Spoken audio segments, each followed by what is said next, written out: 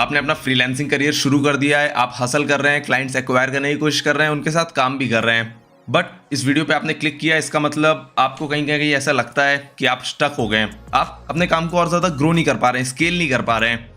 I also been there, I know this feeling. तो मैंने अपने फ्रीलांसिंग करियर में जो लेसन सीखे हैं, जो एक्सपीरियंस गेन किया है, उनके बेसिस पे जो मेरी लर्निंग्स रही है वो आपके साथ शेयर करूंगा इस वीडियो में, ताकि आपका फ्रीलांसिंग करियर और भी ज़्यादा फास्टर, बेटर और स्मूदर बन पाए और आप अल्टीमेटली और ज़्यादा क्लाइंट्स एक्वायर कर पाएँ, पैसे कमा पाएं।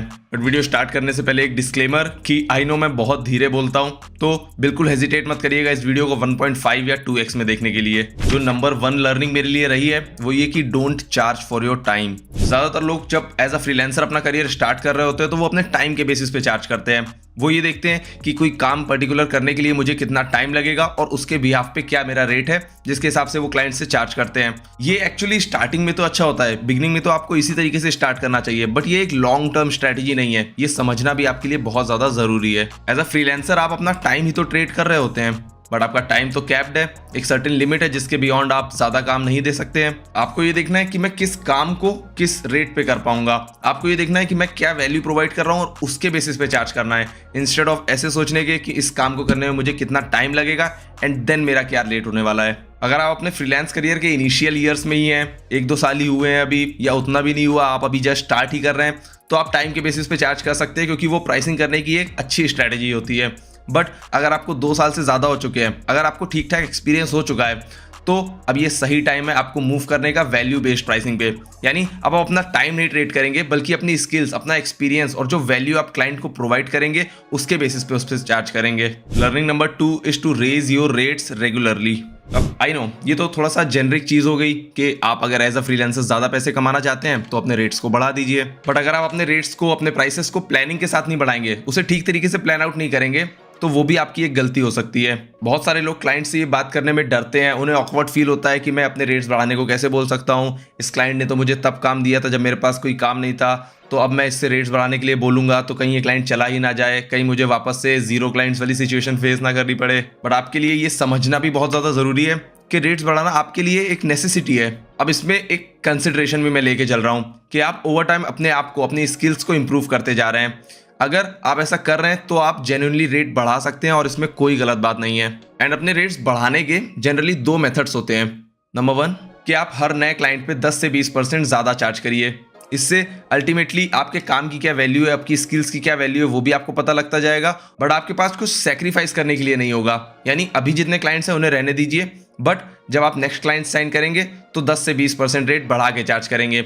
अगेन नेक्स्ट क्लाइंट 10 से 20% रेट बढ़ा के, और इस स्ट्रैटेजी को फॉलो करते करते आप ओवर टाइम अपनी स्किल्स को भी डेवलप करते जाएंगे, बट साथ में अपने रेट्स को भी बढ़ाते जाएंगे। नंबर 2 स्ट्रैटेजी आती है कि आप 6 मंथ की रेट की साइकिल पे काम करिए। यानी अगर आपने आज कोई रेट क्लाइंट को पिच किया है, आप एक सर्टेन काम एक सर्टेन रेट पे करने वाले हैं, तो उस पर 6 मंथ्स की कैप लगाइए। यानी 6 महीने बाद क्लाइंट को भी ये क्लियर करके बताइए कि हर 6 मंथ्स पे ये रेट्स रिवाइज होते रहेंगे। सो आपको हर 6 महीने पे बैठना है, अपनी स्किल्स को इवेल्युएट करना है, मार्केट में उस टाइम जो करंट प्राइसिंग चल रही है उसे देखना है, आपको ओवरऑल उस फील्ड में कितना एक्सपीरियंस हो चुका है उसे देखना है, और उसके बेसिस पे आपको रीइवैल्यूएट करने पड़ेंगे अपने रेट्स, अपने प्राइसेस। एंड इन दोनों मेथड्स का यूज करके आप अल्टीमेटली ज्यादा चार्ज कर पाएंगे। देन लर्निंग नंबर 3, जो कि बहुत बेसिक चीज है बट ज्यादातर लोग करते नहीं है, is to ask for referrals. अपने एग्जिस्टिंग क्लाइंट्स से रेफरल्स मांगना सबसे ईजी तरीका होता है नए क्लाइंट्स एक्वायर करने का, क्योंकि आपके एग्जिस्टिंग क्लाइंट्स ने आपके साथ काम किया हुआ है, वो समझते हैं कि आप किस तरीके से काम करते हैं, वो जानते हैं कि आप कितना सिंसियर हैं, वो जानते हैं कि आप अपने स्किल्स में कितने ज़्यादा मास्टर हैं। और ज़्यादातर जो आपके क्लाइंट्स होंगे उनके नेटवर्क में और भी ऐसे लोग होंगे जो कि सेम फील्ड में सेम काम करते होंगे।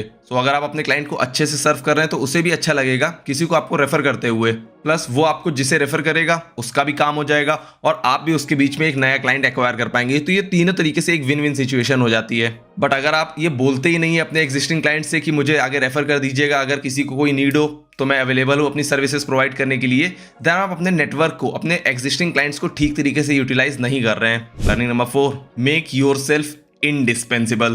अब फ्रीलांसिंग करियर में स्टार्ट करने के बाद, कुछ टाइम काम करने के बाद, ज़्यादातर लोग एक तरीके की साइकिल में फंस जाते हैं कि उन्होंने कुछ स्किल्स एक्वायर करी, उसके बेसिस पे कुछ क्लाइंट्स लिए, देन उन क्लाइंट्स के बेसिस पे वो अगेन क्लाइंट्स लेते जाते हैं, उनका काम करते जाते हैं, क्लाइंट्स लेते जाते हैं, उनका काम करते जाते हैं। बट एक वेरी इंपॉर्टेंट चीज़ जो वो मिस करते हैं कि अपनी स्किल्स को ओवर टाइम इंप्रूव करते जाना, अपनी स्किल्स पे दोबारा से काम करना। एंड जब भी आप ओवर टाइम अपने स्किल्स पे काम नहीं करते हैं तो आपकी ग्रोथ लीनियर हो जाती है, आप एक्सपोनेंशियली ग्रो नहीं कर पाते हैं। तो अगर एज अ फ्रीलांसर आप ज़्यादा पैसे कमाना चाहते हैं तो आपके लिए बहुत ज़्यादा ज़रूरी है कि आप अपनी स्किल्स पे काम करिए, अपने आप को अपस्किल करिए, जिससे कि आप अल्टीमेटली ज़्यादा रेट भी चार्ज कर पाएंगे और आप अपने क्लाइंट्स के लिए इररिप्लेसेबल बन पाएंगे। यानी जब आप अपनी स्किल्स को बढ़ाते जाएंगे तो अल्टीमेटली आप अपने कंपटीशन को कट आउट करेंगे, जिसकी वजह से आप इंडिस्पेंसिबल एलिमेंट बन पाएंगे उस पूरी टीम का अपने क्लाइंट के लिए। Learning number 5 is to ask for feedback. अब ये लेसन एक्चुअली मैंने भी बहुत देर में सीखा था। ज़्यादातर लोगों की तरह मुझे भी ऐसा लगता था कि अगर मैं फीडबैक मांगूंगा क्लाइंट से तो वो यूजुअली मुझे कुछ नेगेटिव फीडबैक देंगे। वो बताएंगे कि तुम्हें इस जगह पे इंप्रूव करना है, वो बताएंगे कि तुमने ये गलती करी अपने काम में। बट एक्चुअली अगर आप ठीक तरीके से फीडबैक मांगते हैं तो आपको जेन्युइन क्रिटिकल फीडबैक मिलता है। बहुत सारे क्लाइंट आपको हेल्प करने के पर्सपेक्टिव से, जिससे कि अल्टीमेटली उनका काम भी इंप्रूव होना है, आपको फीडबैक देते हैं। सो जब आप अपफ्रंट अपने क्लाइंट से फीडबैक मांगते हैं तो आपको एग्जैक्टली पता चल पाता है कि आप क्या वो चीज़ मिस कर रहे हैं जिसकी क्लाइंट को ज़रूरत है, जो कि क्लाइंट आपसे एक्सपेक्ट कर रहा है। आप उसकी एक्चुअल वांट्स को समझ पाते हैं, जिसकी वजह से आप अल्टीमेटली उसे बेटर सर्व कर पाएंगे। प्लस इससे क्लाइंट को भी ये लगेगा कि आप इनिशिएटिव ले रहे हैं, आप प्रोएक्टिवली उसके काम को इंप्रूव करने के लिए एक्शन ले रहे हैं, जो कि लॉन्गर रन में आपके क्वालिटी ऑफ वर्क को भी इंप्रूव करेगा, प्लस आपके क्लाइंट्स का ट्रस्ट भी आपके ऊपर ज़्यादा बिल्ड करेगा। Learning number 6 is to take your freelance career as a serious business. ज़्यादातर लोग फ्रीलांसिंग को एक साइड हसल की तरीके देखते हैं एंड स्टार्ट में ज़्यादातर लोग शुरू भी ऐसे ही करते हैं, तो इस तरीके से ही देखना चाहिए, वो कुछ गलत नहीं है। बट ज़्यादातर लोग उसी चीज़ में फंस जाते हैं। वो आगे स्केल इसलिए नहीं कर पा रहे होते हैं क्योंकि उन्होंने अभी तक फ्रीलांसिंग को सीरियस तरीके से देखना शुरू ही नहीं किया होता है। अगर आप किसी भी बिजनेस को देखेंगे तो वो इसी तरीके से ऑपरेट करता है कि उसने सिस्टम्स और प्रोसेसेस को एक जगह पे डिफाइन करके रखा होता है, सेट करके रखा होता है। वो इस तरीके से काम नहीं करता है कि जब मुझे काम करने का मन कर रहा है, जब I feel like doing something तो मैं काम करूंगा, और उसके बाद जब फील नहीं कर रहा हूं तो मैं काम नहीं करूंगा। देन अगेन जब मुझे लगेगा कि मैं दोबारा से वो काम ले सकता हूं, दोबारा से अपने फ्रीलांस गेम में थोड़ा सा ध्यान दे सकता हूं, तो अगेन मैं क्लाइंट लूंगा।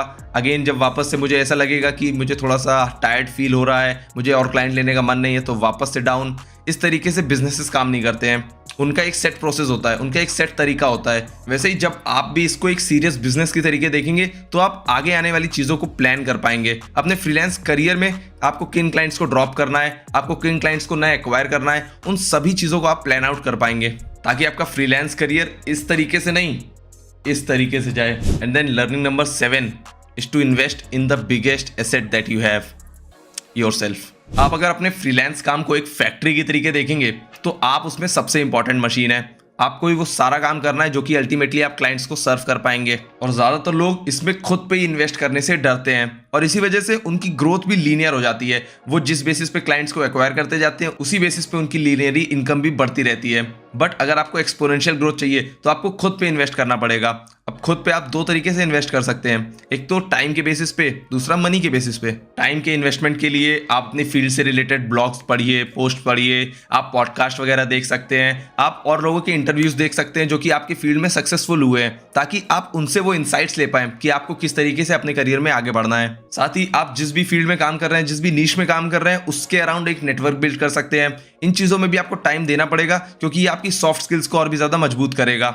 बट इसके साथ अगर आप अपने ऊपर मनी इन्वेस्ट कर सकते हैं तो वो तो और भी ज़्यादा अच्छी चीज़ होगी। आप कोर्सेज लीजिए जिससे कि आप अपने आप को और भी ज़्यादा अपस्किल कर पाएं। आप में भी कोचेस से अपनी मेंटोरशिप ले सकते हैं, जिसकी वजह से वो आपको हेल्प करेंगे कि आपको कैसे इस करियर डायरेक्शन में नेविगेट करना है। अगर कुछ टेम्पलेट या कुछ ऐसे रिसोर्सेज आपको मिलते हैं जो कि आपका टाइम सेव कर सकते हैं आपके काम में, तो उन पे भी इन्वेस्ट करना एक अच्छा डिसीजन हो सकता है। सो इसलिए जब कभी भी आपको लगे कि अपने काम को और भी ज़्यादा इंप्रूव करने के लिए, अपने टाइम को बचाने के लिए आपको अपने ऊपर टाइम या मनी इन्वेस्ट करना पड़ेगा, तो उससे बिल्कुल भी नहीं घबराना चाहिए। इनफैक्ट वो एक सबसे अच्छा इन्वेस्टमेंट होगा आपके अपने ऊपर। आई होप इन लर्निंग से आपको भी कुछ इंसाइट मिली होगी, आप भी ये समझ पाए होंगे कि क्या क्या चीज़ों का आपको ध्यान रखना है जब आप अपने फ्रीलांसिंग करियर में आगे बढ़ेंगे। अगर फ्रीलांसिंग से रिलेटेड और भी इंसाइटफुल कंटेंट देखना चाहते हैं तो इस चैनल को सब्सक्राइब कर लीजिए और पुरानी वीडियोस को भी आप देख सकते हैं। I hope they will help you. I take your leave. Thank you.